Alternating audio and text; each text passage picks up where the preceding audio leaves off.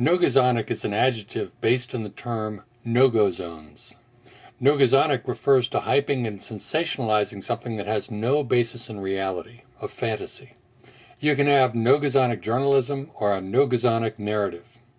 The name comes from sinister no-go zones, which were hyped by Fox day after day, hour after hour by commentator after commentator. These were called no-go zones because they were enclaves ruled by Muslims where civil authorities did not dare go. The following collage is an extended clip from Chris Hayes' All In, which illustrates what I'm talking about. They let them have their no-go zones. These so-called no-go zones. They're called no-go zones. These incredible no-go zones. The no-go zones. Megan, there are 751 no-go zones. The 751 no-go zones. 751 no-go zones. These no-go zones. We saw the no-go zones. These small no-go zones. That's the no-go zone?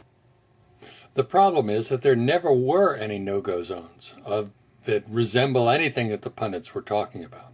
Fox News eventually apologized for having suggested that they exist on a Saturday evening recantation.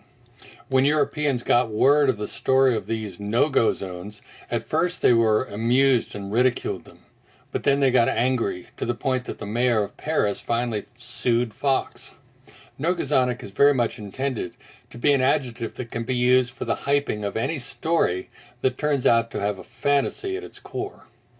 But I will note that long after no-go zones had been fully discredited, Donald Trump brought them up again, which just goes to show that no matter how nogozonic a story is, it can be revived for political effect.